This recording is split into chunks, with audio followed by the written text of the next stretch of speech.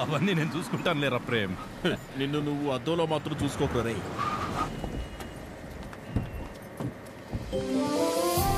చిరు ఎలా ఉన్నావురా? బాగుందమ్మా. నువ్వు లేకుండా ఇంట్లో ఏం తోచట్లేదు. తింటున్నావా? ఇక్కడంతా బానే ఉందిగా. ఎక్కడ ఉంటున్నావు? అన్నీ ఇప్పుడే చెప్పాలా, తర్వాత చెప్పచ్చా? సరే తర్వాత మాట్లాడుకుందాం. బకుల గారు నమస్తే. నమస్తే. లక్ష్మమ్మ, పద్మమ్మ, శారదమ్మ, శాంతమ్మ, గౌరమ్మ. అందరూ అమ్మలే. సరే, ఇంతకీ అసలు అమ్మెవరో? కడుపులో 9 నెలలు మోసాను కాబట్టి సీనియర్ అనే తప్ప వాడి విషయంలో అందరూ ఈక్వలే. ఆద్య ఎక్కడ? అంటే పద్మమ్మ అందరినీ బాగా కలిపేసుకుంటుంది అనమాట. కీర్తన పెళ్లి జరిగింది కదండి, అక్కడ కలిశారనమాట. అంతే కదా? ఇంట్లో ఉంది. Hello aunty. నమస్తే. ఆడపిల్ల ఇలా ఉంటే తన ఎంత అందంగా ఉందో అద్దంలోకి చూసి తెలుసుకోవాల్సిన అవసరం లేదు. తనని చూసే వాళ్ళ కళ్ళలోకి చూస్తే చాలు. నా దిష్టే తగిలేలా ఉంది. ఆద్య, నీకోసం పనీర్ జిలేబీ. డబ్బా ఇవ్వకపోయినా పర్లేదు, మొత్తం తినేసాయి.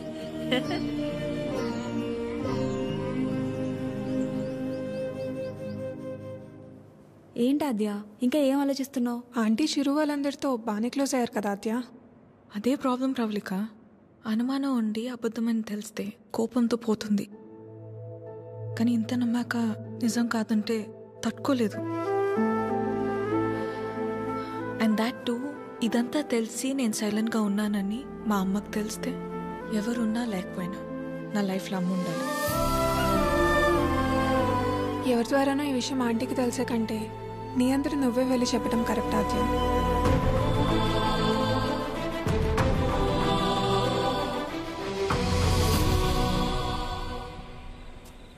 ఆ గొలుసు కొనడానికి మా లక్ష్మి 4 షాపులు తిరిగింది. ఫ్యాక్టరీ వర్కర్స్ లా కాకుండా ఫ్యామిలీ మెంబర్స్ లా చూసుకుంటున్నారు. ఇక్కడ పనిచేసే వాళ్ళ పిల్లల చదువులు, వాళ్ళ మంచిళ్లే కాక ఇప్పుడు వాళ్ళందరికీ ఇళ్ళు ఉన్నోళ్ళందరికీ ఇలా ఇవ్వాలన్న ఆలోచన ఉండాలని లేదు కదా భయ్యా. చాలా థ్యాంక్స్ మేడం, మాకెంతో చేస్తున్నారు. మా మేడం చాలా గ్రేట్ భయ్యా.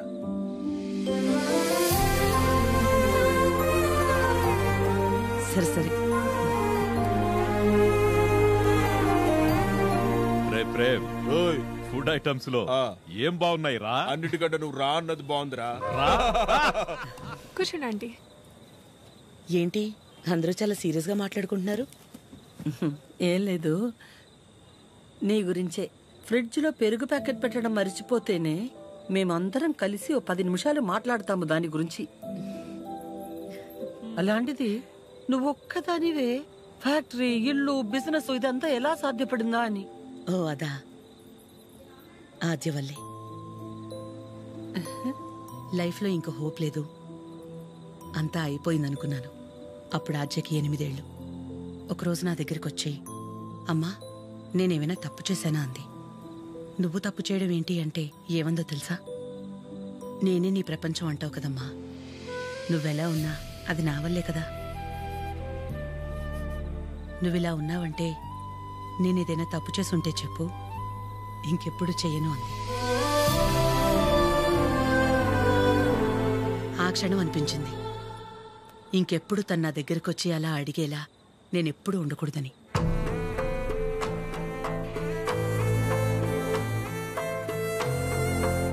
అందరిలా నా కూతురు కాదన్న నమ్మకమే నా బలం.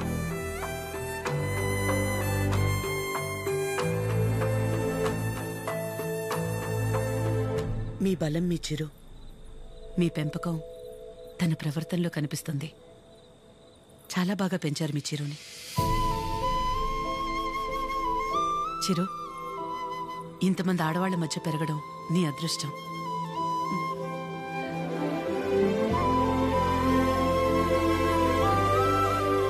ఆస్తులు అంతస్తులు ఎవరైనా ఎలాగైనా సంపాదిస్తారు, కానీ ఓ ఆడదాని దగ్గర నమ్మకం సంపాదించాలంటే క్యారెక్టర్ ఉండాలి. ఎలాంటి పరిస్థితుల్లోనూ ఏ కారణం చేత నీ వల్ల వాళ్ళకి ఏమచ్చ రానివ్వదు.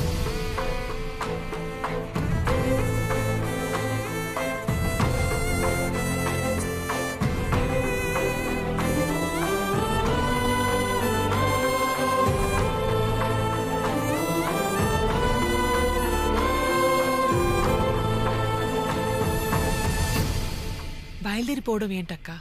ఒక్కసారి ఇంటికి వెళ్ళాక మాట్లాడుకుందాం. అది కాదక్క. గౌరీ, హాయ్ భయ్యా.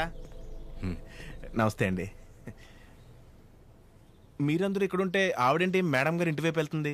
ఎవరు? మన పద్మం గారు. వకులా, ఈ నవ్వు మీ ముఖం మీద ఎప్పుడు అలాగే ఉంటుందా? మొదట్లో నేను అందరిలాగే ఉండేదాన్ని వకులా. మన కడుపులో ఒకరు పుడితే గాని ఆడదాని జీవితం పరిపూర్ణత చెందదు కదా. పిల్లలు లేరు అనే మాట చెవిలో పడి పడి నెమ్మదిగా నవ్వు అనేదే పోయింది. పోయేదాకా ఇక అంతే అనుకున్నాను. మా చిరంజీవి పుట్టగానే అలాగే తీసుకొచ్చి మొట్టమొదటిగా నా చేతుల్లో పెట్టారు. ఆ క్షణం ఎక్కడి నుంచి వచ్చిందో ఆ నవ్వు అలాగే ఉండిపోయింది. ఈ నవ్వు నాది కాదు, వాడిది.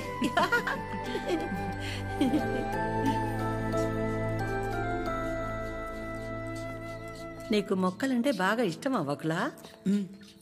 ఈ మొక్కల విషయంలో మాత్రమే ప్రపంచం ఆడా మగానే తేడా చూడదు. మా చిరు కూడా మొక్కలంటే బాగా ఇష్టం. ఇంట్లో ఎటు చూసినా ఉంటాయి. అన్నీ వాడి తెచ్చినవే. మా ఇంటికొచ్చి చూడాలి. ఎప్పుడు సందడే. నవ్వు లేకుండా నిమిషం ఉండదు. నువ్వు కనుక మా ఇంటికి వస్తే ఫ్యాక్టరీ వద్దు ఏమీ వద్దని అక్కడే ఉండిపోతావు. వీలు చూసుకుని ఒకసారి వస్తాం. ఒక్కసారి ఏంటి వకులా? నువ్వు అనాలే కాని ఆద్య ఇల్లు నీ ఇల్లు కాదా ఏంటి? మా చిరుకి ఆద్య అంటే ప్రాణం. ఆద్యకి కూడా మా చిరు అంటే చాలా ఇష్టం. కానీ నీ గురించి ఆలోచించే మా చిరుకి ఆద్య దూరం అయింది. అందుకే అందరం కలిసి చిరుని ఇక్కడికి పంపాము.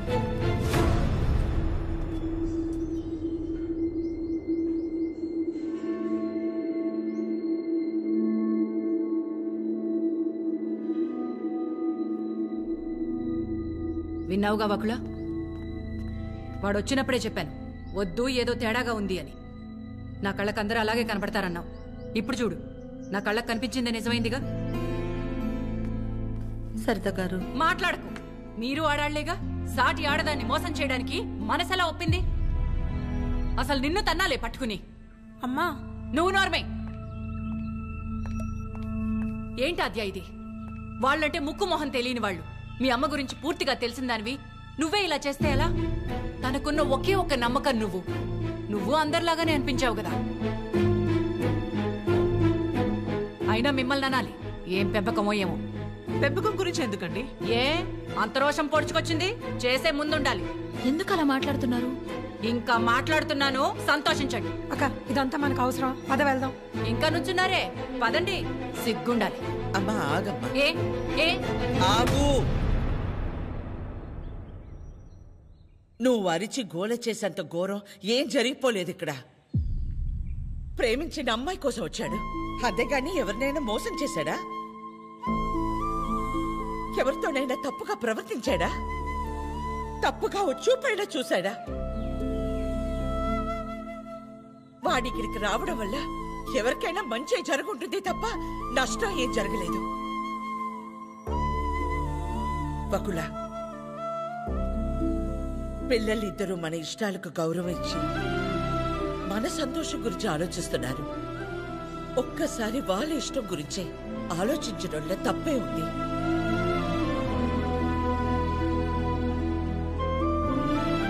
ఎవరి వల్ల వాడి ఇబ్బంది పడితేనే చూడలేను. అలాంటిది వాడు బాధకి ఏమీ కారణం ఉండే నా ప్రాణం తట్టుకోలేదు. ఒకలా వయసులో చిన్నదానివైన చేతిలో జోడించి నీకు నమస్కారం.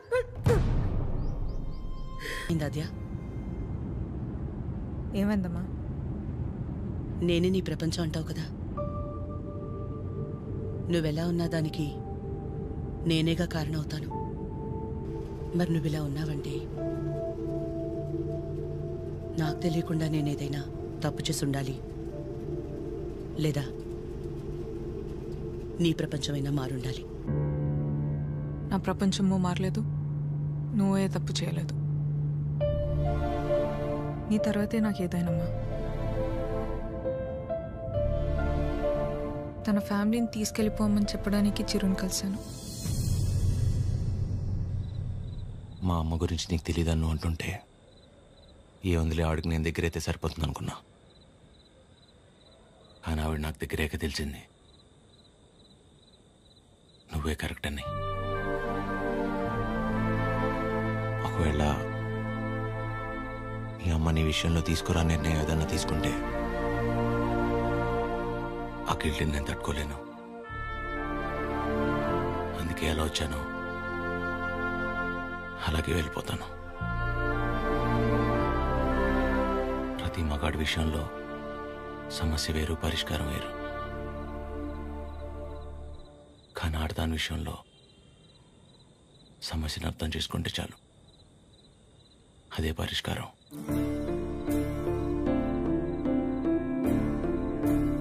I'll miss you.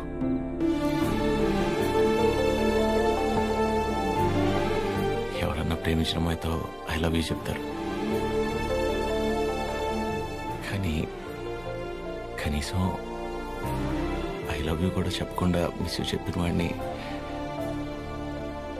నేను ఒక్కడే ఉంటానేమో.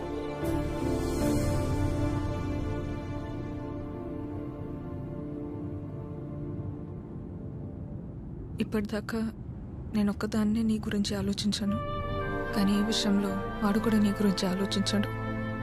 అనుకోకుండా ఆ తర్వాత రోజు ఏదేదో అయిపోయింది.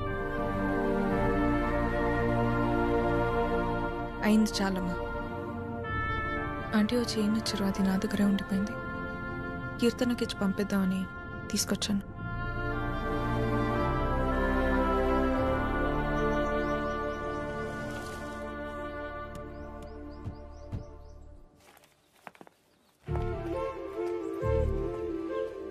ఏంటి పద్మ, ఎవరు? ఏంటి, ఎందుకు అలా నించుని చూస్తున్నావు? రండి రామ్మా. వెళ్ళి లోపలికి తీసుకురా. నువ్వు వెళ్ళు. పద్మ రండి, రామా కూర్చోండి. రా కూర్చో.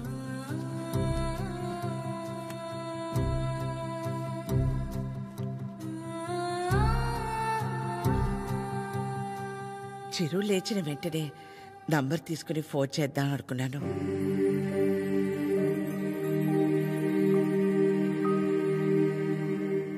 కాఫీ టీ ఏమైనా? పర్లేదు, థ్యాంక్ యూ. ఏమొద్దు. కాఫీ టీ అంటే 10 నిమిషాలు పడుతుంది కదా. ఈ లోపు మనం ఎక్కడ ఏదో అడుగుతామని భయపడుతున్నారు. మనేమి అడగమని చెప్పేసి అది.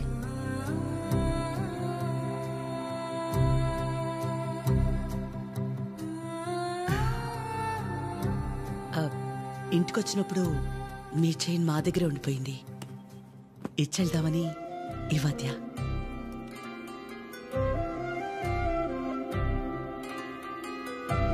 తొందర ఏముంది, తర్వాత అయినా ఇచ్చి ఉండొచ్చు కదా. తొందరని కాదు, ఎలాగూ వస్తున్నాం కదా అని. నేను వెళ్తాను. అది పద్మ ఆగు, వాళ్ళు వచ్చారుగా. ఎందుకు అది ఉండి నేనుండబట్లేక ఏదో అంటాను, మళ్ళీ ఏదో అవుతుంది. నా వల్ల అయింది చాలదా? ఏదో బిడ్డవాడు కాబట్టి ఒక మాట కూడా అనలేదు. అదే వాడొచ్చి పద్మమ్మ నేను నీ కడుపున పుట్టుంటే ఇలాగే చేసేదాని వాడిని ఒక్క మాట అనుండే నా ప్రాణం తట్టుకునేదా? అందరి మనసులో ఉన్నదే కదా అది. నేను బయటికన్నాను, అంత మాత్రానికి అన్నెన్ని మాటలా? ఆవిడ పేరేంటి? జుట్టు ఇక్కడ దాకే సగంలో సగం ఉంటుందే. సరితలా మాట్లాడి ఉండకూడదు, తప్పే. నా బాధ సరిత అలా మాట్లాడిందని కాదు, అంత జరుగుతున్నా నువ్వేం మాట్లాడలేదు. అందుకే. ఏం మాట్లాడాలి పద్మ?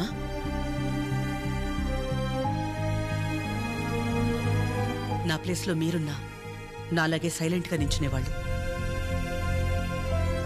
మీలా కాదు నా గతం. మీలా ఒకరికి 10 మంది లేరు నా గతంలో. ఓ రోడ్డు దాటాలంటే ముందు చూపు మీద ఆధారపడతాం, తర్వాత వినికిడి మీద ఆధారపడతాం. అది లేదంటే సాయం చేయమని ఓ మాట మీద ఆధారపడతాం. ఎప్పుడైతే గౌరవించకపోయినా పర్లేదు, కనీసం ఆడదని గుర్తించటం కూడా తెలియని వాణ్ణి పెళ్లి చేసుకున్నానో చూపుపోయింది. నా బాధ ఇదని ఏడ్చినా మౌనంగా ఉన్న ఇంట్లో వాళ్ల వల్ల వినికిడిపోయింది. సాయం అడుగుదామంటే ఎక్కడ డబ్బు అడుగుతుందేమో అన్న బంధువులు ఒకవైపు, సాయం చేస్తాం మాకేంటి అన్న రాబందులు మరోవైపు.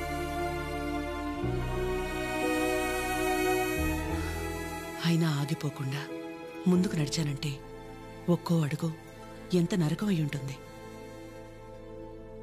ఒకరిని నమ్మడం, దగ్గరవడం కాదని తెలిసి మనం బాధపడ్డం ఎందుకని నమ్మడమే మానేశాను. చాలా కాలం తర్వాత మీ చిరుని నమ్మాను, మీకు దగ్గరయ్యాను. మళ్ళీ అదే అంటే ఆ రోజు నేనేం మాట్లాడాలని ఎక్స్పెక్ట్ చేసావు పద్మ? వకుల, నువ్వు ఒక్కదానివైనా మేం 10 మంది అయినా పిల్లల విషయంలో మనం అందరూ ఒకటే. చిరు అనుకుంటే ఎంతసేపు మా అందరినీ కాదని ఎవరో ఒకరిని పెళ్లి చేసుకోవడం. ఆద్య అనుకుంటే ఎంతసేపు, కానీ మా అమ్మ 100% కరెక్ట్. తన తర్వాతే నాకు ఎవరైనా అని చిరుని మర్చిపో అంది. వాళ్ళకంటే ఎక్కువగా వాళ్ళు మనమే ముఖ్యం అనుకున్నారు. ఇలాంటి పిల్లలు దొరకడం మన అదృష్టం. వాళ్ళు కలిసి ఉంటే హ్యాపీగా ఉంటారని వారిని పంపించామే తప్ప నేను బాధ పెట్టాలనో మోసం చేయాలనో కాదు. నేను మాత్రం ఆలోచించినా ఎక్కడ నేను బాధపడతానేమోనని. తన ఇష్టాన్ని పంచుకోకపోగా నేను అపార్థం చేసుకుంటే కోపాన్ని కూడా చూపించకుండా తనలో తనే ఏడ్చిందంటే ఎన్ని కష్టాలిచ్చినా దేవుడు నాకిలాంటి కూతుర్ని కూడా ఇచ్చాడని తెలుసుకోవాలనే కదా. అమ్మా, ఎందుకమ్మా ఇదంతా ఇప్పుడు? ఆపకాత్య, ఇలాగే కంటిన్యూ అయితే నేను నిన్నమ్మని పిలవాల్సి వస్తుంది.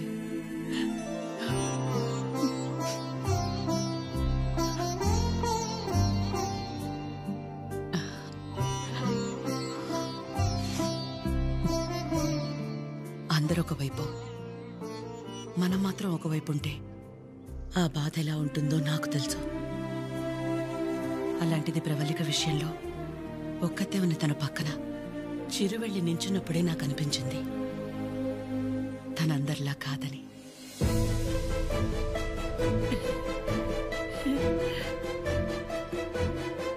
తనంతటి తానొచ్చి మీ అమ్మాయి అంటే ఇష్టం, అందుకే ఇదంతా అని చెప్పుంటే ఖచ్చితంగా క్షమించేదాన్ని కాదు. ఎప్పుడైతే తన వల్ల నాకు ఆద్యకి మధ్య ఇంత దూరం కూడా రాకూడదనుకుని తన ప్రేమనే పక్కన పెట్టేయాలని నిర్ణయం తీసుకున్నాడో అప్పుడే తనకంటే ఆడవాళ్ళని గొప్పగా ఎవరూ అర్థం చేసుకోలేరని అనిపించింది.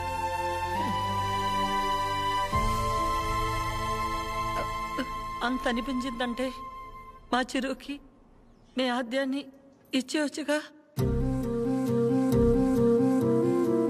మీకంటే బాగా చూసుకుంటాం మీ ఆద్యని.